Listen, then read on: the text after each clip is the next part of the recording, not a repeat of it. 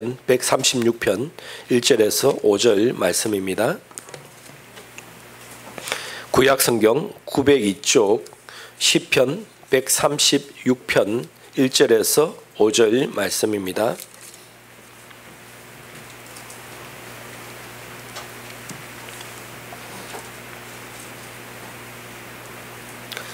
시편 136편 1절부터 5절까지 다 같이 합독합니다. 여호와께 감사하라. 그는 선하시며 그 인자하심이 영원함이로다. 신들 중에 뛰어나신 하나님께 감사하라. 그 인자하심이 영원함이로다. 주들 중에 뛰어난 주께 감사하라. 그 인자하심이 영원함이로다.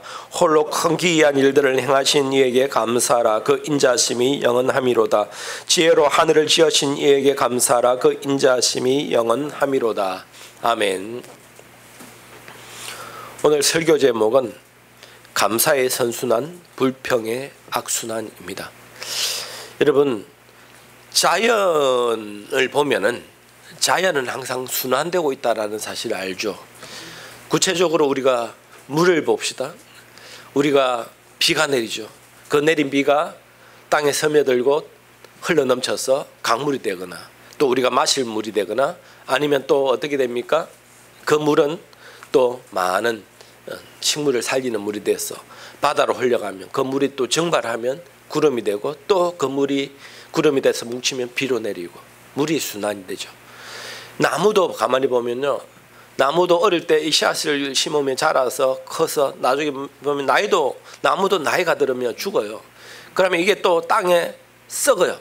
그러면 이게 또 거름이 되고 많은 식물들이 그 양분을 먹고 자라게 되죠. 순환되죠.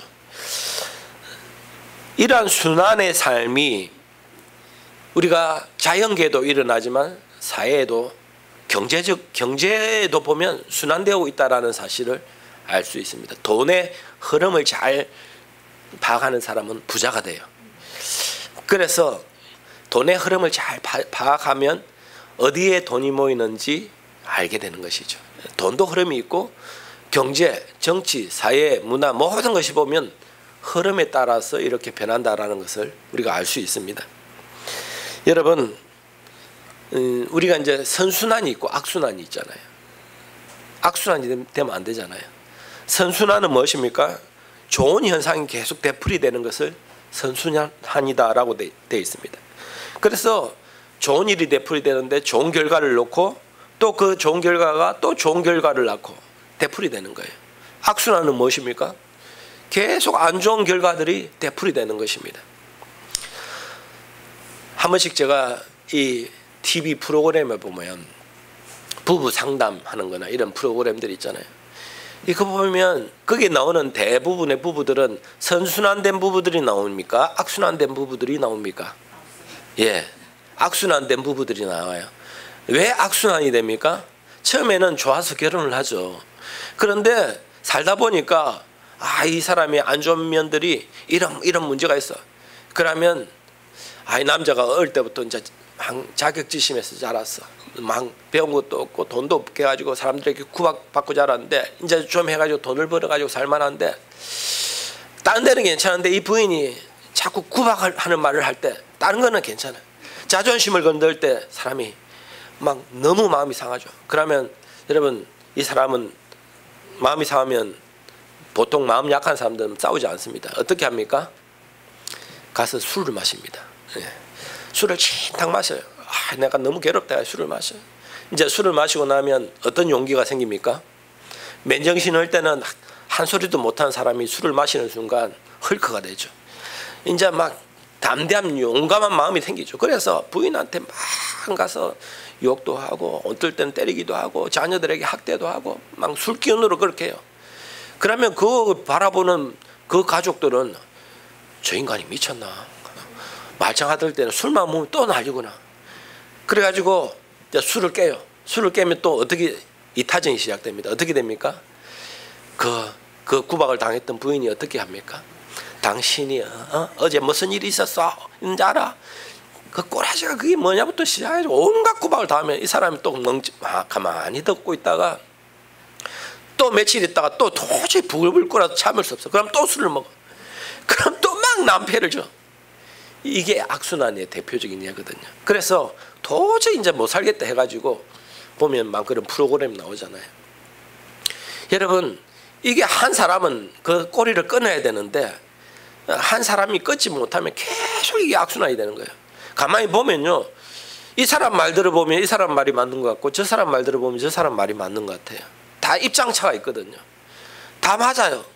그 이해를 하면 돼요. 그 사람, 아, 이 사람은 이래서 마음이 상해서 술을 먹을 수밖에 없고 그 술견으로 하려고, 또 이 부인은 그런 술 먹고 그렇게 난동질을 하는 건 남편이 너무 미워서 또 힘들어하는구나. 서로 입장을 이해해보면 맞는데 또 합쳐놓으면 또 뭐가 안 맞아요. 이 악순환이에요. 악순환. 그런 일들이요 많습니다. 신앙생활도 마찬가지예요. 신앙생활도 이 선순환의 구조가 되어야 되는데 계속 악순환이 되면요, 그 참 힘들어요. 여러분, 영적으로 여러분 좀 깨달으셔야 돼요. 이게 내가 지금 선순환을 만들고 있는가 악순환을 만들고 있는가, 그거 깨닫지 못하면요 신앙생활도 힘들어. 신앙생활이 힘들면 영적으로 무너지면 결국 육적으로도 문제가 생길 수밖에 없어요. 계속 다툼이 일어나요. 싸움이 일어나요. 선순환은 뭡니까? 그런 것을 가라앉히고 사랑으로 바꾸는 것이죠. 여러분, 오늘 말씀 들을 때 내 삶 가운데 선순환이 되는 것이 무엇인가, 아, 그거 참 감사하다라는 것을 한번 깨달아 보시고, 반대로 악순환이 되고 있는 모습이 어떤 것이 있는지를 한번 깨달아 보세요. 그리고 그 문제가 어디서 시작되었으며 그 문제를 해결할 수 있는 방법이 무엇인지를 오늘 답을 얻으셔야 돼요. 아시겠습니까? 그렇지 못하면요, 여러분, 아무리 믿음 좋고 온전히 살아가는 사람도 이 순환의 고리가 있습니다. 그걸 끊어야 된다라는 것이죠. 끊어야 복을 받고 축복을 받는 것이에요. 그래서 육적으로도 영적으로도 선순환의 구조를 만들어야 된다, 변화시켜야 된다라는 것입니다. 우리가 말씀해 보면 이 선순환되는 구조의 구체적인 예들의 말씀들이 몇 가지가 있는데, 그 중에 대표적인 것이 누가복음 6장 38절 보면, 주라 그리하면 너희에게 줄 것이니 곧 후이되어 누르고 흔들어 넘치도록 하여 너희에게 안겨주리라. 너희가 헤아리는 거 헤아림으로 너희도 헤아림을 도로 받을 것이다 라고 되어 있습니다. 이것도 보니까 순환의 구조죠. 먼저 줘야 돼. 그러면 주면 너희에게 후이되고 하나님 넘치도록 우리에게 축복을 주시는 거예요. 그런데 우리는 어떻습니까? 받으려고 먼저 하지 주려고 먼저 하지 않죠. 그러니까 이게 선순환의 고리가 만들어지지 않죠. 그리고 너희가 헤아리는 그 헤아림으로 도로 헤아림을 받는다라고 되어 있으니까, 여러분, 왜 우리가 다른 사람에게 비판받고 정죄받고 공격을 당합니까? 내가 먼저 그렇게 했다라는 것이에요. 어딘가 내가 그런 씨앗을 심었다라는 거예요. 그게 뭐냐면 악순환의 고리를 내가 만들었다라는 것이죠. 그러니까 너희가 헤아리는 그 헤아림으로 도로 하나님께도 우리가 심판을 받고 정죄도 받지만 다른 사람에게도 그런 공격을 받는다라는 것입니다. 그리고 또 우리가 황금률이라고 말하는 마태복음 7장 17절 보시면, 그러므로 무엇이든지 남에게 대접받고자 하는 대로 남을 대접하라. 이것이 율법이요 선지자다라고 되어 있습니다. 대접받고자 하는 대로 남을 먼저 어떻게 해야 됩니까? 대접하는 것이 선순환의 고리를 만드는 것이에요. 그런데 우리는 보통 어떻게 합니까? 아이고, 내가 저 인간을 말라 대접하는, 내가 대접받아 본 적도 없는데, 저 사람이 나에게 한 것이 하나도 없는데 내가 뭐 하려고 저 사람이 잘해주겠냐, 보통 이런 마음 갖지 않습니까? 그런데 그거는 영적으로 선순환의 구조가 만들어지는 것이 아니에요. 먼저 내가 손을 내밀고 사랑을 베풀고 내가 먼저 대접하라는 거예요. 그래야 그 축복이 나에게 되돌아온다라는 것입니다. 이것은 말할 때 내가 그 사람에게 했으니까 그 사람이 나에게 잘해 줄 것이다가 아니고, 내가 그런 것을 이 사람에게 베풀어줬지만 그 나중에 결과는 다른 곳에서 얻을 수도 있는 것이에요. 하나님이 그렇게 선순환의 구조를 만들어주는 방법들을 몇 가지를 우리에게 말해주는 거예요. 그리고 잘 알다시피 마태복음 6장 33절 보시면, 너희는 먼저 그의 나라와 그의 의를 구하라. 그리하면 이 모든 것을 너희에게 다하여 주신다라고 되어 있는데, 우리는 그의 나라와 그의 의를 구하기보다 그냥 이 땅에 있는 내 정욕들, 욕심들, 내가 먼저 구하니까, 그의 나라와 그의 의를 먼저 구하지 않으니까 하나님이 이 모든 걸 다해 주시지 않는 거예요. 먼저 하나님의 나라와 하나님의 의를 구해야 된다라는 것입니다. 우리가 성경에 보면 이스라엘 역사를 이렇게 구약에 보면 대표적으로 악순환의 고리가 거의 300년 넘게 된 시대가 있어요. 그것이 사사시대였죠. 우리가 잘 아시다시피 모세가 죽고 여호수아가 이제 가나안 정복을 다 마치고 땅 분배를 다 하고, 그때 왕이 없었으니까 이제 사사들이 다스릴 때에 이 구조가요 또 몇백 년 동안 똑같이 이어집니다. 백성들이 점점 말씀을 잃어버리니까 하나님께 불순종하고 우상 숭배하고 죄를 짓죠. 그러면 하나님이 정신 차리라고 어떻게 합니까? 징계를 합니다. 딴 나라들을 보내서 이스라엘을 아주 괴롭힙니다. 그러면 도저히 살 수 없을 때 이스라엘 백성들이 어떻게 합니까? 회개를 하죠. 하나님 잘못했습니다. 그러면 하나님이 그 회개 기도를 받으시고 누굴 보내줍니까? 사사를 보내주죠. 사사를 보내주면 그 사사를 통해서 그 괴롭히는 나라들을 전쟁에서 이기게 해주시는 거예요. 그것이 계속 되풀이 되는데 이게 몇백 년 동안 되는 겁니다. 나중에 보면 결국 마지막 사사였던 사무엘이 있었고, 그 뒤에 이제 초대 왕이었던 사울 왕이 세워지게 되는 거죠. 그때까지 계속 이 선순환의 고리가 아니고 악순환의 연결이 계속 되는 거예요. 정말 어리석죠. 우리가 사사기를 가만히 보면. 그런데 이 악순환의 고리를 끊었던 사람들이 뭐냐면 사사예요. 사사는 하나님께 기름 부음 받은 사람, 하나님의 말씀을 대언하는 사람들이었죠. 그 보면 운니엘, 에훗, 드보라, 기드온, 돌라, 야일, 입다, 입산, 엘론, 압돈, 삼손 12명이 있습니다. 이들을 하나님이 세우셔서 그걸 끊게 하신 거예요. 여러분, 오늘 이 시대 가운데 악순환의 고리를 끊으려면 여러분들이 사사가 되셔야 됩니다. 아시겠습니까? 우리 가정 가운데, 아니면 또 우리 사회 가운데, 아니면 우리 교회도 마찬가지. 왜냐하면 마귀는요 교회라고 가만두는 것이 아니거든요. 계속 악순환 될 수밖에 없는 그런 구조를 만들고 그렇게 사람들을 농락하고 이간질을 시켜요. 거기에 걸려들면요 맨날 사람 탓하고 환경 탓하고 악순환이 미워하면 그 사람 또 미워하고 서로. 교회 가면 꼭 그런 사람이 있어요. 저 사람 꼴도 보기 싫다. 내가 저 사람 없으면 내가 진짜 신앙생활 잘할 것 같아. 내 교회 가면 저 인간 때문에 내 진짜 은혜가 안 된다. 어딜 가나 반드시 그런 사람이 있어요. 그거는 뭐냐면 악순환의 고리를 자기가 끊지 못하는 거예요. 그 사람이 문제가 아니고 자기가 악순환의 고리를 끊지 못하는 거예요. 그걸 정복하고 다스려야 되는데, 그걸 통과하고 이겨내야 되는데, 여러분 교회뿐 아니라 사회생활 해보세요. 꼭 그런 사람 한 명 분명히 있습니다.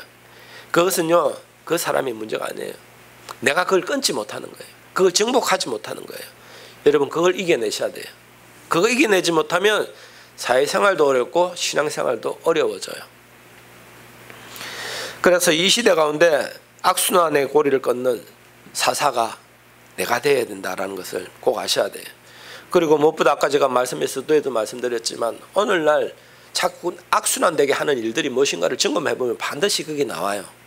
왜냐하면 마귀는 그걸 알거든요.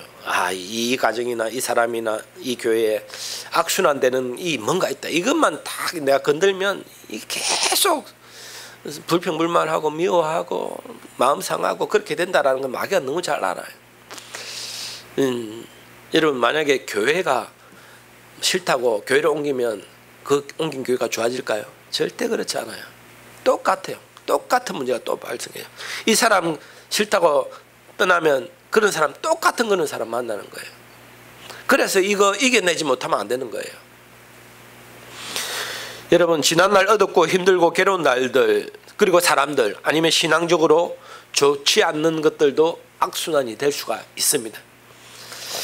그러려면 여러분 우리 삶이 변화해야 되는 것이죠. 어떻게 우리가 이 고리를 끊을 수 있는가? 답은 하나님께 있습니다. 믿음 안에 있는 거예요. 말씀 안에 있는 거예요.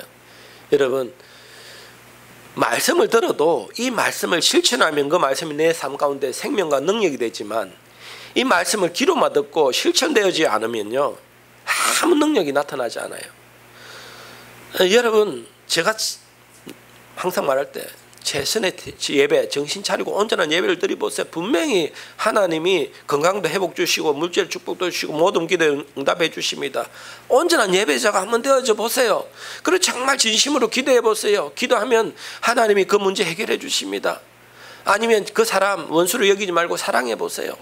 하든지 아니면 어떤 일을 만날 때 진심으로 감사해 보세요.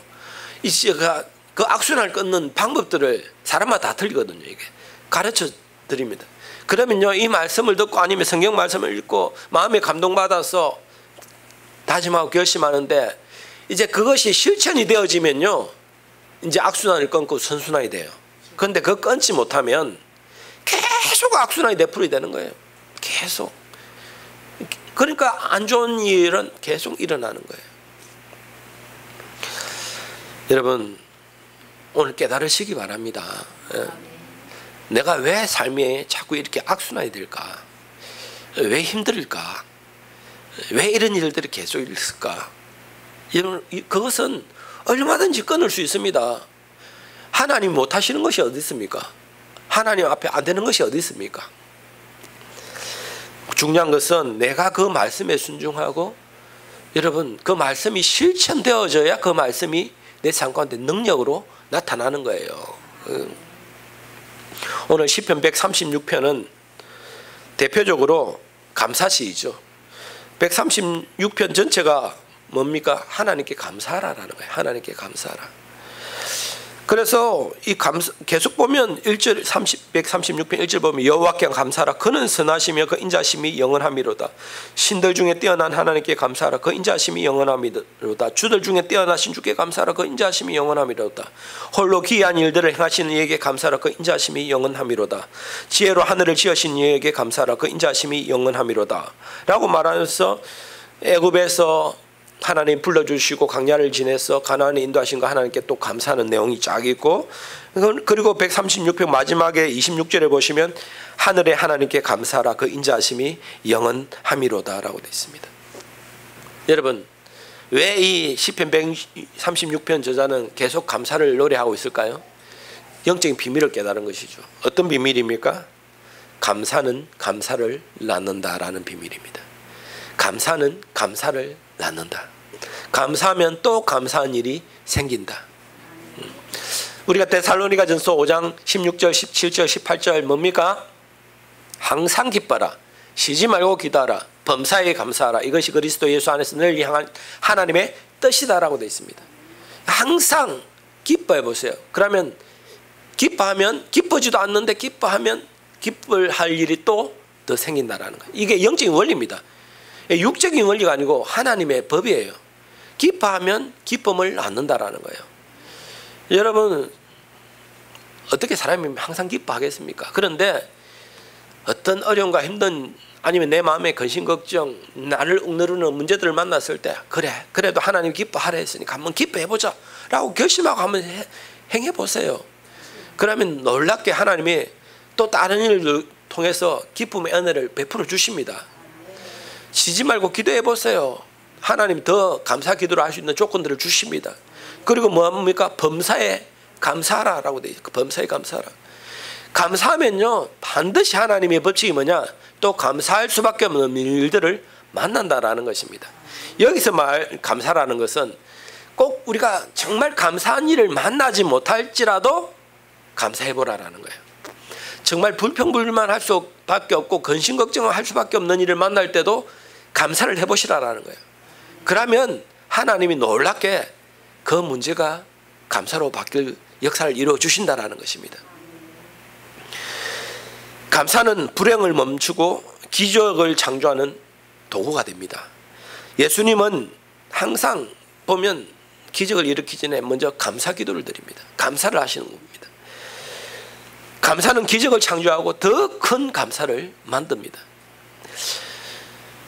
여러분, 우리 영혼이 지금 병들었다, 아니면 내가 신앙생활을 하는데 뭔가 내 영혼이 지금 문제가 있다 라는 것을 점검해 볼 때 첫 번째가 뭐냐면, 내가 어떤 일을 만나도 지금 감사를 하고 있는가에 대한 것입니다. 여러분, 감사가 되지 않으면 그 영혼은 심각한 병에 든 거예요. 여러분, 당연히 사람이 돈 잘 벌리고 몸 건강해지고 자녀들 잘 되고 아무 문제 없으면 절로 감사가 나오죠. 여러분, 그런데요, 우리가 여기서 범사에 감사하라는 말은 너희들 어떤 때때로 되지 않을 때, 아니면 몸이 아프고 힘들 때, 물질의 고통을 당할 때, 사람으로 괴로움을 당할 때, 그때도 감사하라는 것입니다.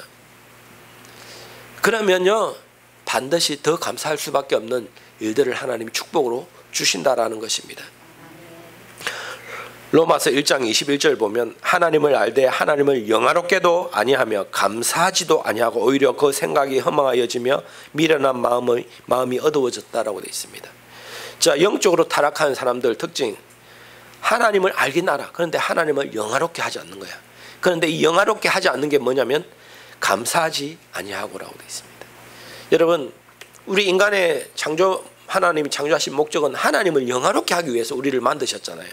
그래서 우리가 예배로 하나님께 영광 돌리고 하나님께 영화롭게 하는데, 하나님이 정말 받으시지 않는 예배가 있어요. 그 예배는 감사가 없는 예배입니다. 어떤 사람은 예배 나올 때 온갖 불평불만이 가득한 마음으로 예배하는 사람이 있어요.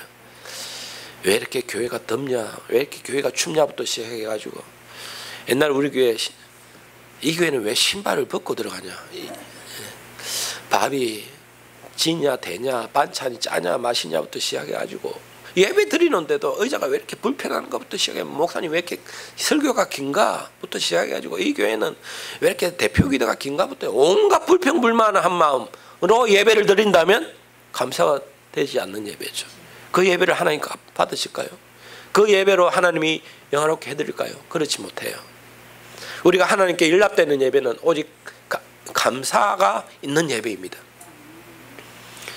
여러분, 오늘 또 예배할 때 여러분 속에 감사가 풍성해지시기 바랍니다. 그것이 하나님을 영화롭게 하는 거예요. 성경에 보면 훌륭한 인물들의 공통점이 뭐냐면 어떤 일을 만나든지 감사했다라는 것이죠. 요셉 보세요. 형들에게 팔리고 억울한 일 당해 감옥 갇히고, 그 이상한 여자 만나가지고 감옥 갇히고, 그래도 항상 뭡니까? 그 사람들 탓하고 불평불만했습니까? 아니죠. 하나님의 뜻과 섭리가 있다. 그래도 내가 감사한다. 하나님이 그러니까 애굽 총리가 되게 해주시잖아요. 만약에 요셉의 인생에서 감사가 없고 불평불만이 있었다면 이스라엘 나라는 요셉을 통해서 만들어지지가 않았을 것입니다. 감사를 통해서 하나님이 그 축복의 열어주신 것이죠.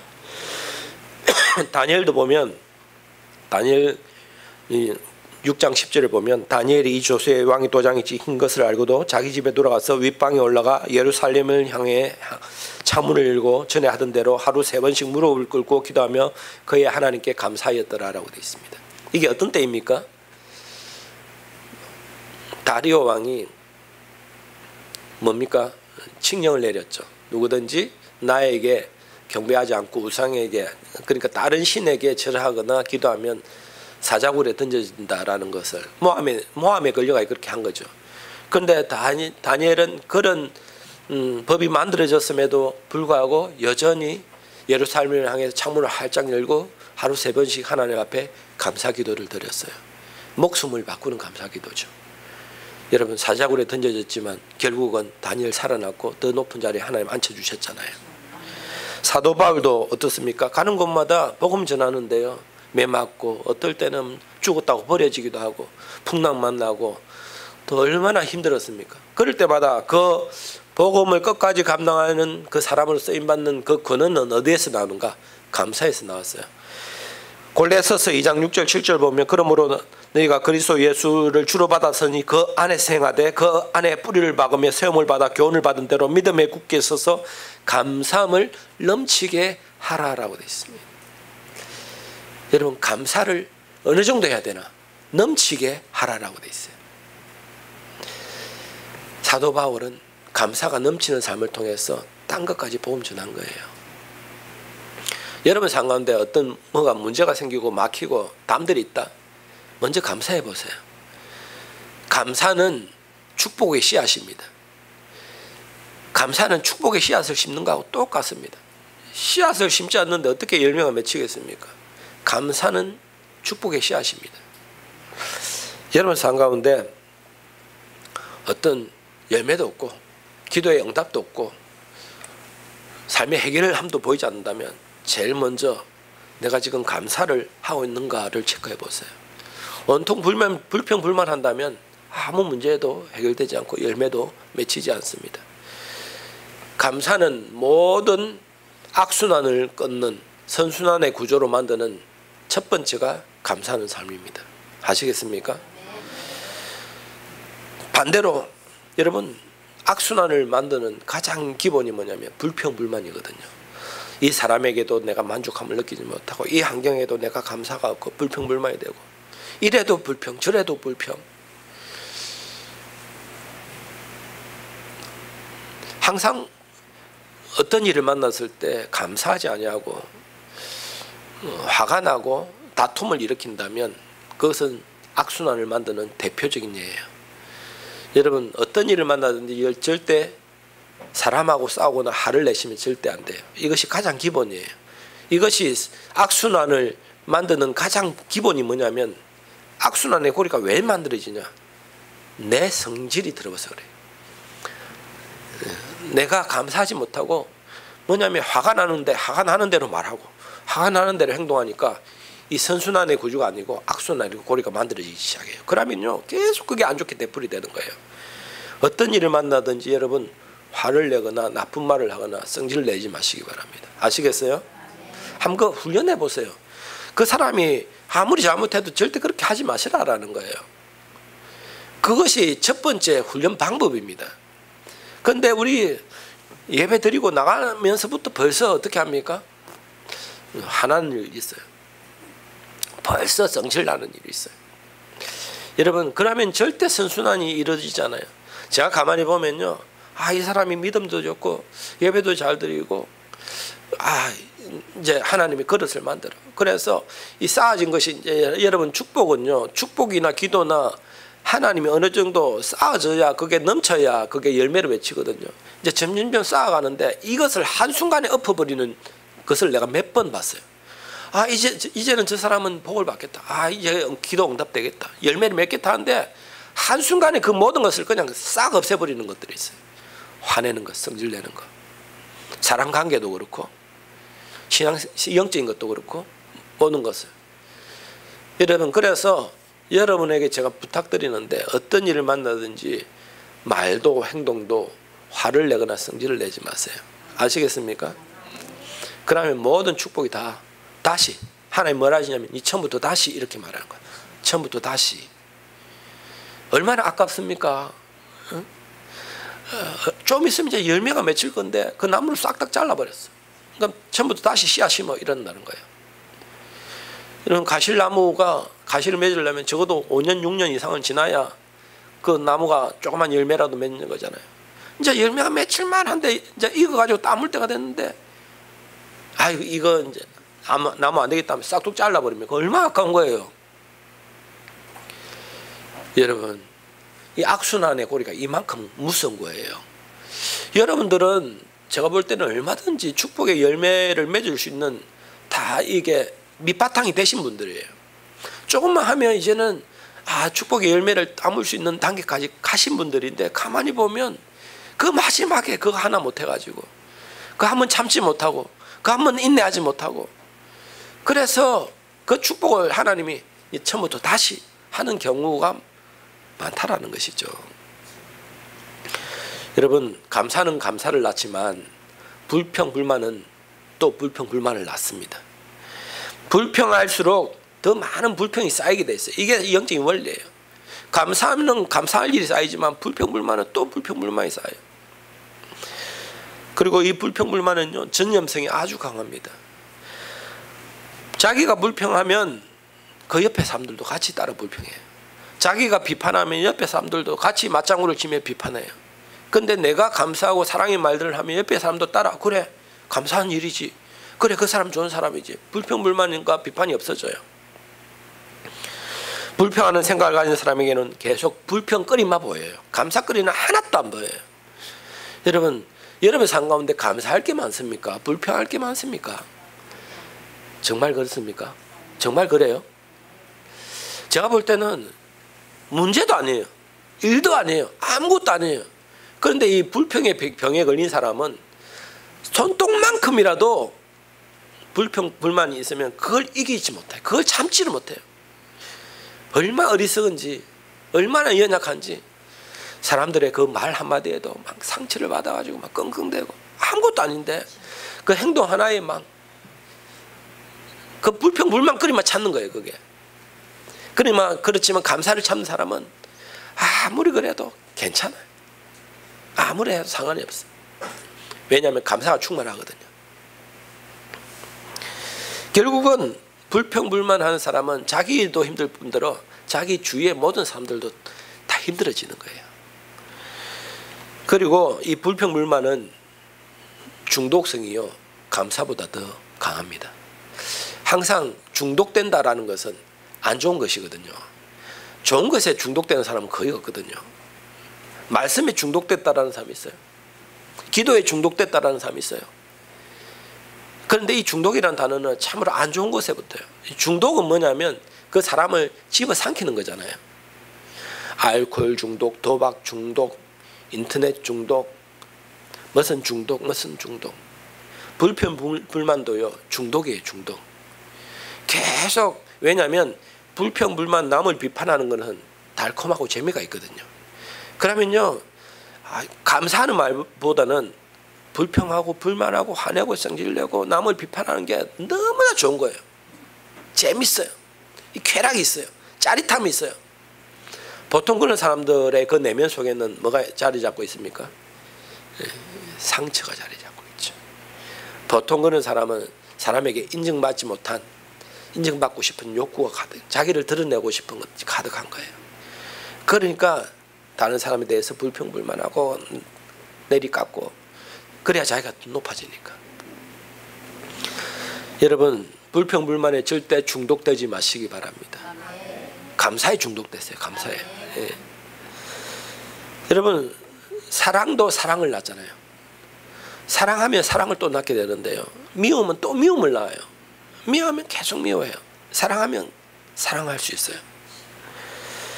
오늘 추수감사주일날 반드시 기억하세요. 감사는 감사를 낳는다. 내 삶 가운데 악순환의 고리가 무엇인지 다 깨닫고 이제 끊어야 된다. 선순환의 구조로 만들어야 된다. 기억하셔서 범사에 감사하는 여러분 되시기를 주님의 이름으로 축원드립니다.